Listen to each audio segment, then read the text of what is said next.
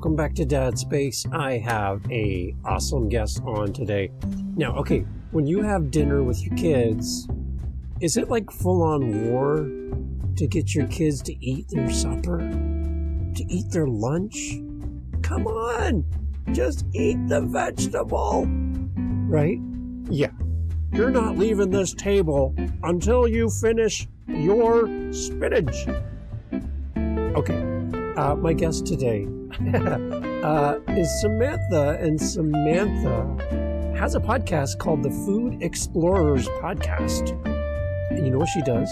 She helps parents navigate dinner time, and she helps us understand why maybe our kids aren't eating the way we want them to. Right here on Dad Space, pull up to the plate. Here we go. Podcast is for you.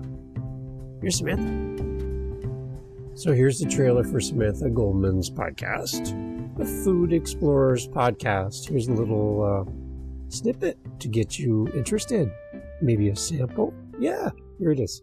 As a parent, I know you dream of your child having a happy and healthy relationship with food.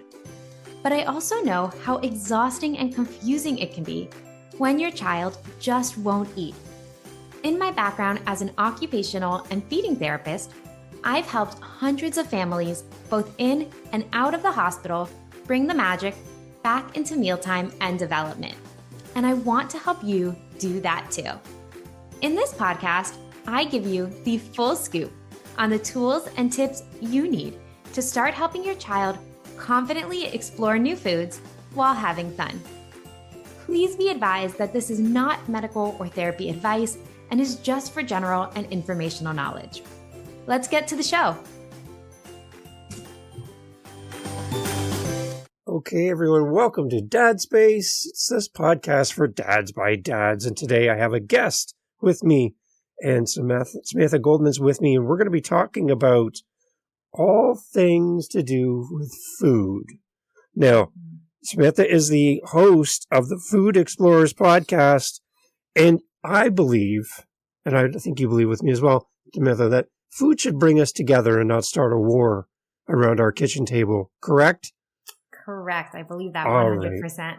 Awesome. Welcome to the podcast. Nice to have you here. Welcome. Thank you. I'm so excited to be here. Awesome. So tell us about your podcast. Let's talk about that right off the bat. When did the podcast start? Tell me a little bit more about the show.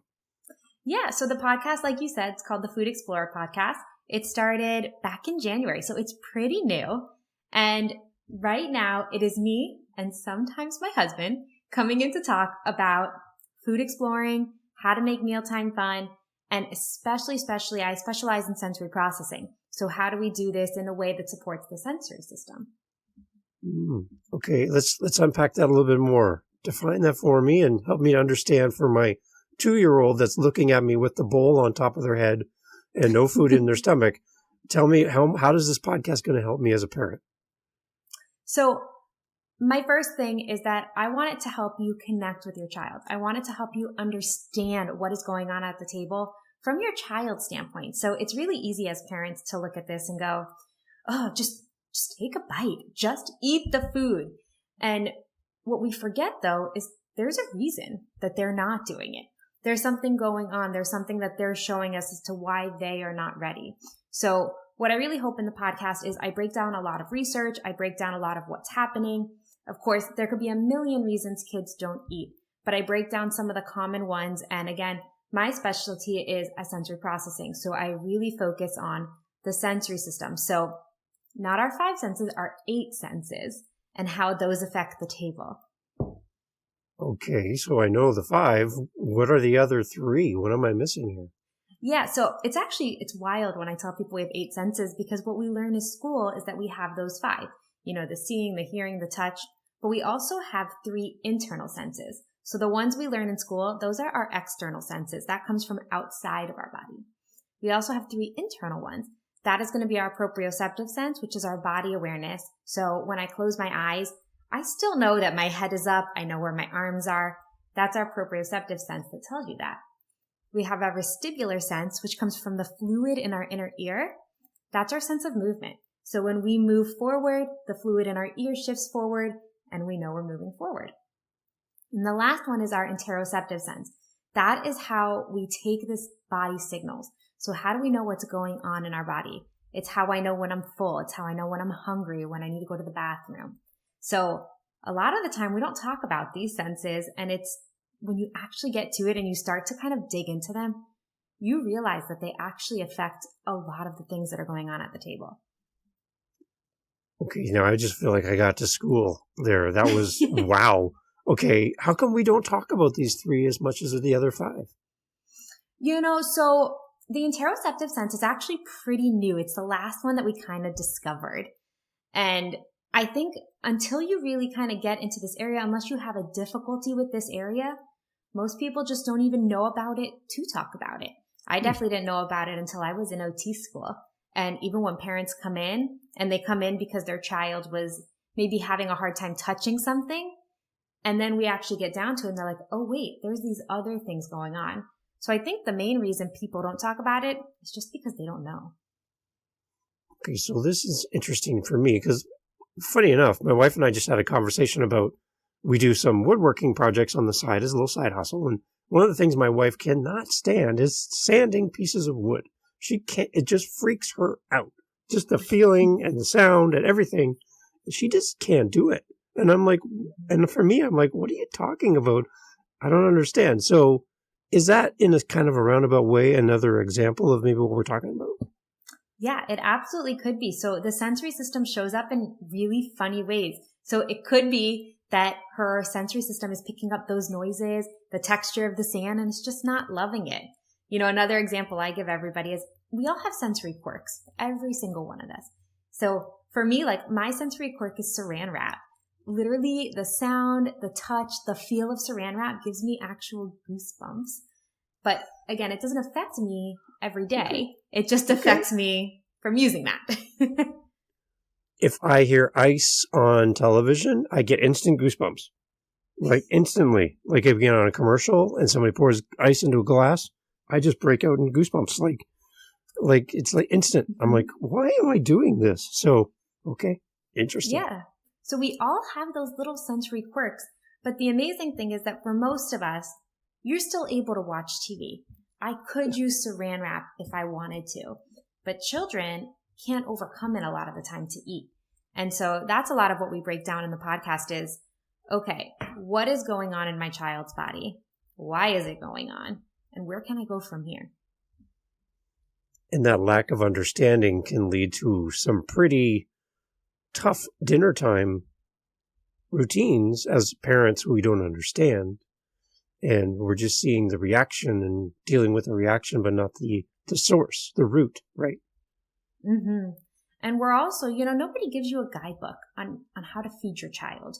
They're born, you take them home from the hospital, and you're expected to know. You're expected to learn as you go. And then when there's a difficulty, you're like, wait. You're asking people for advice. You're looking on Facebook. You're looking on all these places.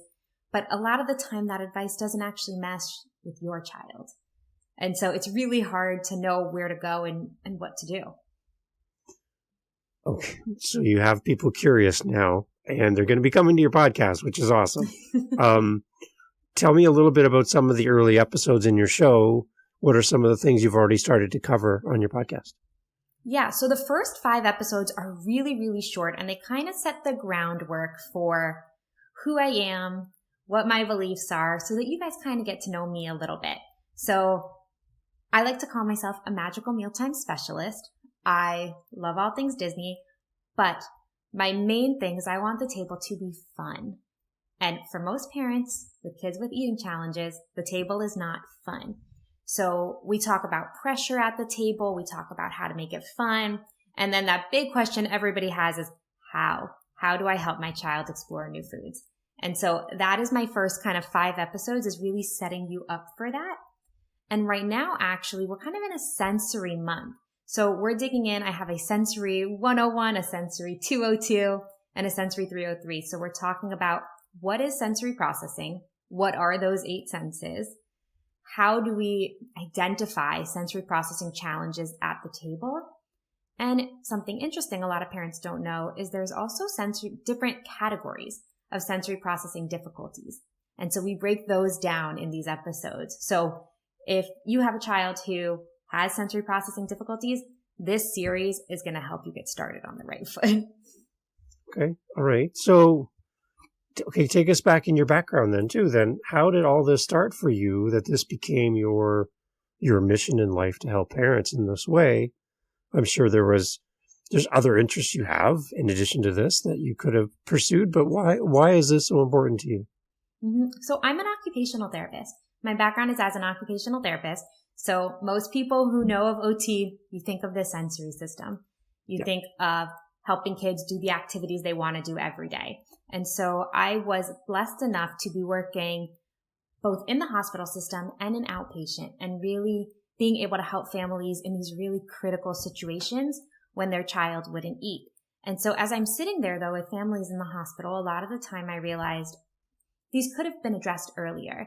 If parents had had the education they needed, we could have addressed these things at home. We could have addressed these things in a way that was more peaceful before they came to us and before these mealtime battles blew up. And so it was really my goal to kind of step away from the therapy world and help parents on a greater perspective earlier on, giving them those education earlier on. Now, on the other side, when I'm seeing kids in outpatient, the outpatient world is not as great as I would love it to be. When it comes to insurance, when it comes to getting reimbursed for therapy services, therapists have like 30 minutes with parents to bring the kid in, take off their shoes, do a therapy session, go home. And it wasn't enough time to educate parents. So my goal with my programs really is to provide that education for parents so they can feel confident, they can feel like they know where to go and that they have actionable steps they can work on. Okay, so talk to me about that then. How are parents finding you now that you have the podcast? That's great. And guesting on podcasts obviously is a great way to do that. How have people been finding you in the past before you had your podcast? So I do have a very active Instagram account. Parents love Instagram. They love the short reels, the 60-second videos where they can like really quickly grab some information. And so that's how most of my parents have found me so far, is through Instagram or through word of mouth from somebody else who has seen me in the past or worked with me in the past. Okay. And your Instagram account is, what's the name? Oh, yes, at Dr. Sam Goldman. Beautiful. Okay. So when you're working with families, are you looking at working with families locally, or can you do this on a global scale?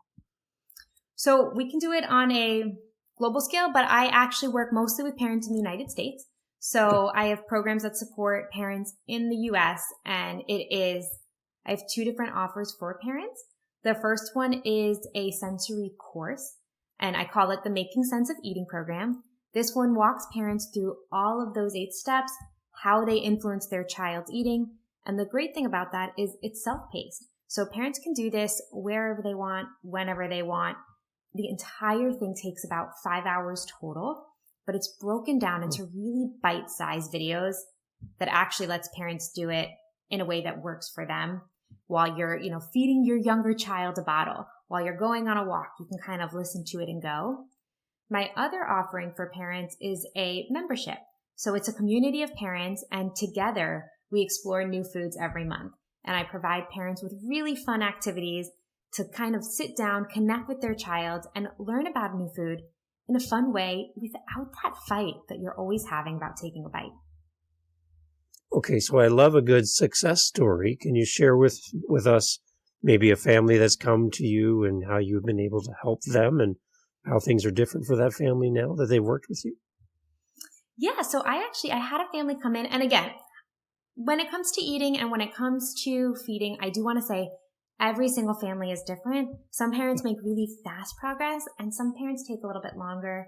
It depends on the age of your child, what you're doing outside of all of this. So I do want to start with that little disclaimer. But I had a family who came in and they were just feeling, kind of like I said, so stressed at the table. Every single meal was a fight about taking a bite. Their child was not eating foods that were, what a parent would consider fueling their body, eating a lot of snacks, only the carbohydrates. And when they would ask them to take a bite, they would maybe gag over something, and it was a negative experience and it would just make it worse, or they would throw up. And so about 3 months in, they reached out and they were like, hey, Sam, we're ready to graduate because we're eating chicken nuggets, we're eating pizza, we're eating hamburgers. And so a lot of the times parents think, these foods are like, oh, wait, it's a hamburger, pizza. These actually have, for these parents who have real feeding challenges, these are foods that are finally fueling their body. And in 3 months, they took what they had learned, they explored those new foods, and they were doing it in a way that wasn't a fight. And that that makes all of this just so worth it. Of what we do is, if a family can connect with their child at the table without a fight and eat foods that are going to fuel their body, that's just wonderful.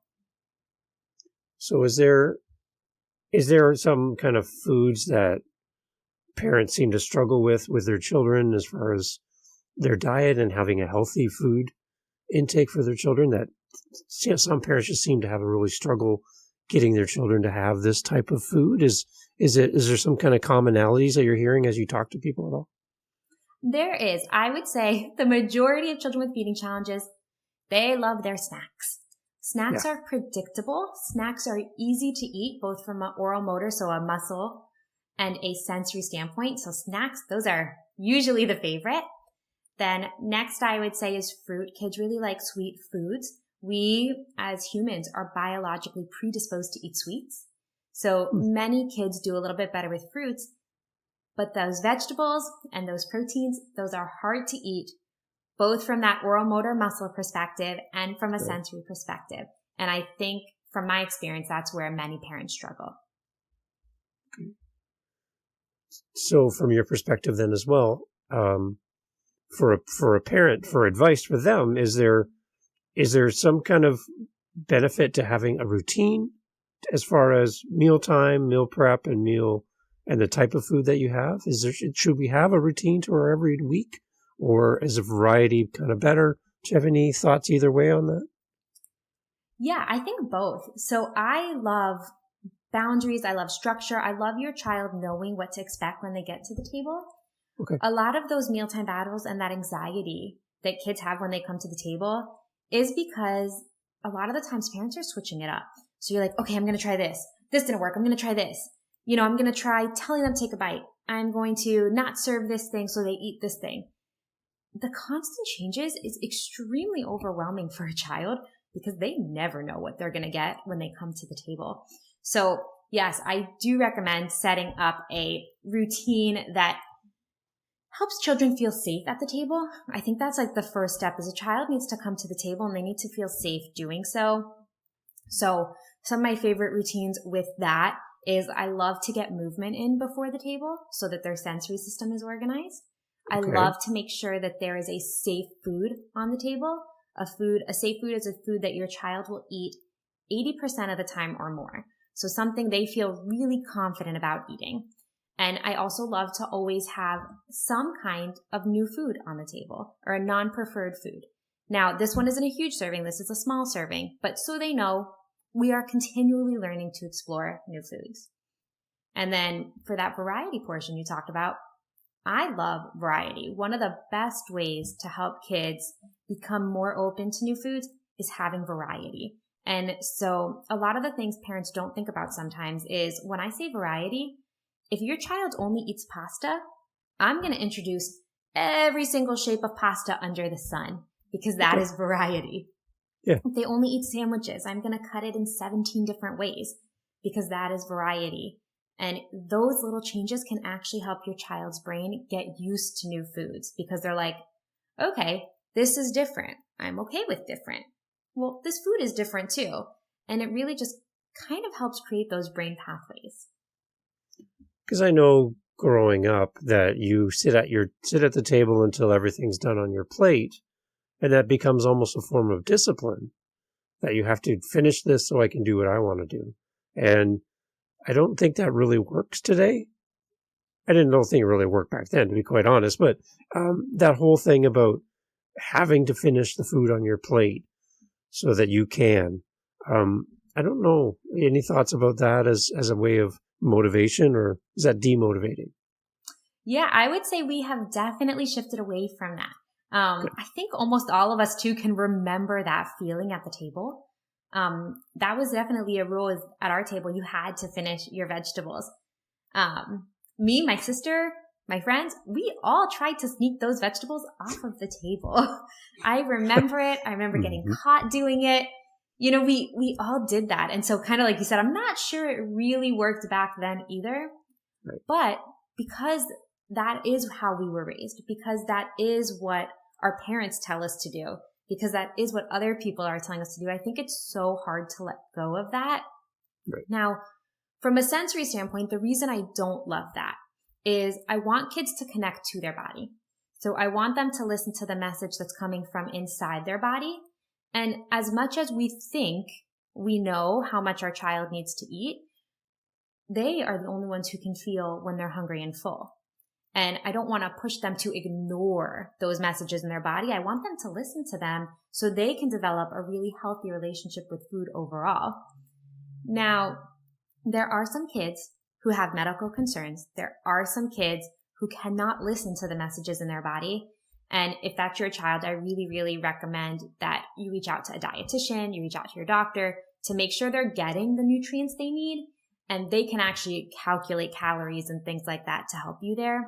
But for the majority of the population, I want them to connect with their body and tell us when they are hungry and when they are full. And for them to understand how to listen to their own body is very important. Mm-hmm. Especially with, in our day and age, with everything going on with food, there has been a really big uptake too in the eating disorder population and things of that nature. And so we want to be really cautious as we raise our children to work on that positive relationship with food overall. So I'm imagining our conversation more around the dinner table at home so far as we've been talking. Can we kind of talk a little bit about being out in public as a family around the dinner table? Because that's another whole dynamic with an audience now, watching us parent and our children reacting the way they do.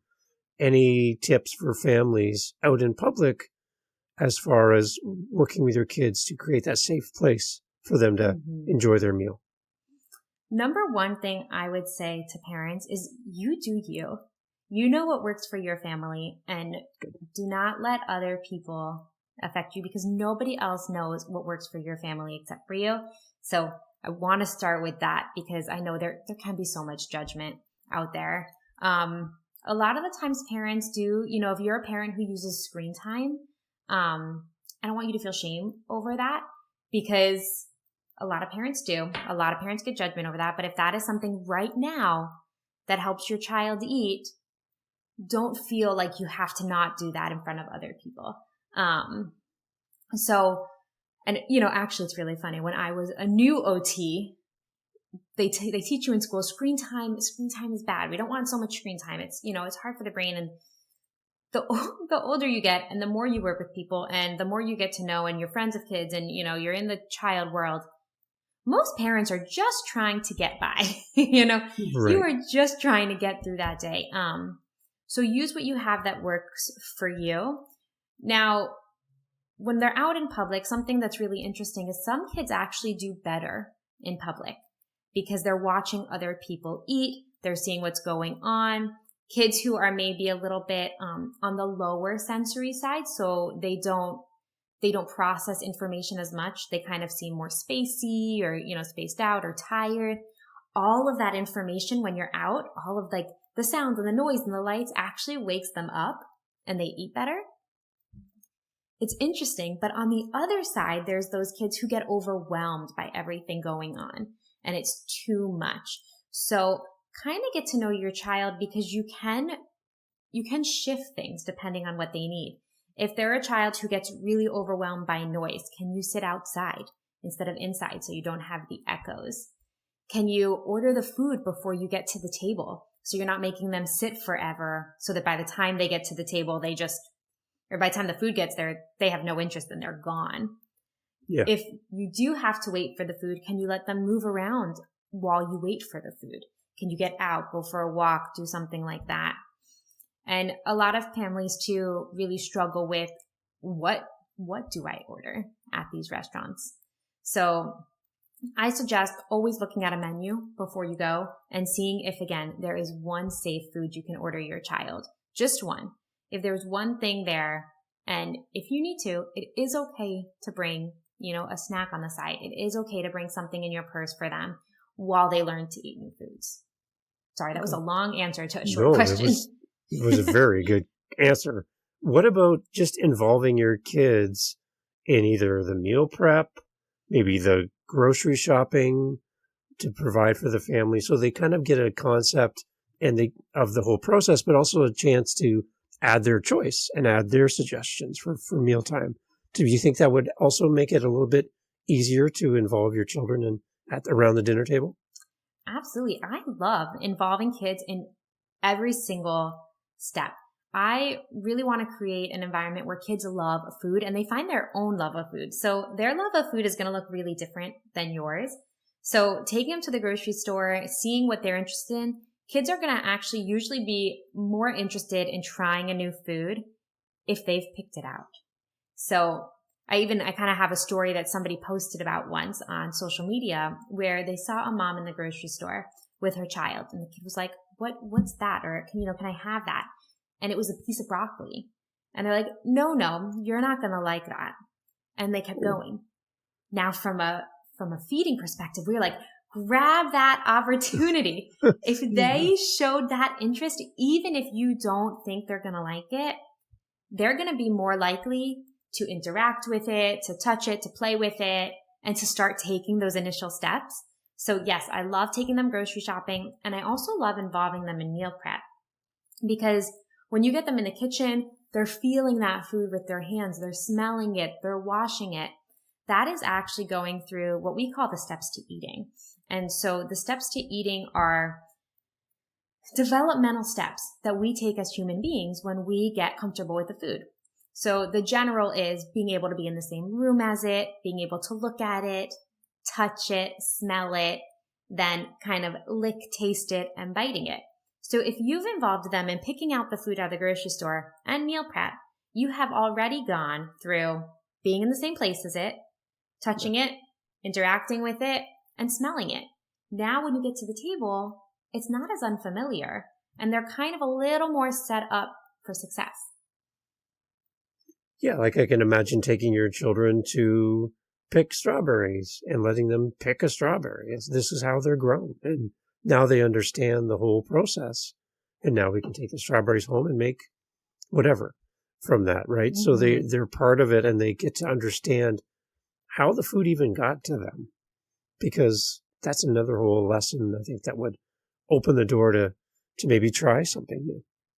100%. It's so funny. I actually did an entire episode on You Pick Farms. And yep. So we did a whole episode on You Pick Farms in the Food Explorer podcast. But even things like reading books, playing with those Melissa and Doug wooden toys, any of those kind of things that you do away from the table influences what happens at the table. So my niece, she loves Pete the Cat. The Pete the Cat, I think it's the Pizza Party book. And because Pete the Cat eats pickles on his pizza, she is dying to try a pickle. She's never heard of a pickle before. She's never seen a pickle before. But because Pete the Cat likes pickles on his pizza, she wants to too. And this is actually supported by research. When kids see their favorite characters eat a food, they are more likely to try that food and to like it, which is really interesting. Interesting. Pickles on a pizza. Oh, you got me wondering. I might like it. I'm not sure. I have no idea. I do know what a pickle is, but I've never had it on a pizza. So now you're making me think. So I like that. I like podcasts that make me think. So thank you for doing that. So let's talk directly to the parents. Okay, it's dinner time coming up tonight.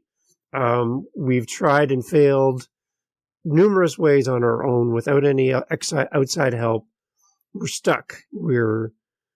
Supper is a chore. I don't look forward to it as a parent. It always leads to crying, either by me as a parent or my children. I just want to have a happy, harmonious dinner time with my family around the table. Let's talk to that parent who's in the kitchen today prepping for tonight. Could be a single dad, single mom, whatever. And they're busy getting ready for tonight's dinner, dreading what might happen at the dinner table. What would you like to say to them to encourage them today that things can be better around the dinner table? Mm-hmm. Number one thing I want to tell you is first step is to take a deep breath and focus on exhaling that breath. I work on that with the kids too, but you cannot effectively help your child if you are in fight or flight. So first thing, Mom, Dad, I need you to take that breath, breathe out. It can change. So we as humans, we are continually learning, we're continually evolving, our brains are changing. So just because it is hard today does not mean it's going to stay this way forever and that it has to stay this way forever. What we do can help our child take a new step, try it a new way, and go a different path so it doesn't have to stay this battle at the table forever. So once you realize that, what I want you guys to focus on at the table is having fun. And it's so hard to do that. I know I say that and you're probably like, yeah, okay. But kids learn through play, kids learn through fun, and this is their entire purpose in a child's life is to play. They learn through play. We teach them how to make their letters through play. We teach them how to put on their clothes through games. We read books. And so if there was one thing that I was going to tell a parent to go focus on today is when you're introducing a new food. So I don't want you to change everything you're doing because again, I don't want you to lose all those nutrients you're getting if you're focused, if that's what they're relying on right now. But if you're going to try and introduce a new food, try to introduce it in a fun way. Use a new food pick, play a game with it, stack it. Try driving it as a car across the table. Just focus on what one easy, really simple thing you can do is it could literally be rolling a blueberry back and forth between you two. But how can you do it in a way that you are connecting with your child, that you can get a smile out of your child, that you can get them to have a positive memory with that food? And at dinner, instead of only focusing on how much they're eating, focus on connecting with them because that is so powerful. That's going to make them want to come to the table more. It's going to make you want to come to the table more. And it's just going to make everything way more enjoyable if you focus on connecting instead of taking a bite. Now, again, this is different if your child is not getting enough nutrition, then you need to talk to your doctor or dietitian. Yes. I love it. Thank you for clarifying. That's amazing. See, and that's what I want from this episode is I really want to encourage families who are struggling. And when we connected, I'm like, oh, having you on is going to be great because I can already see people like, oh, I know what I'm doing for dinner tomorrow because now I have some help.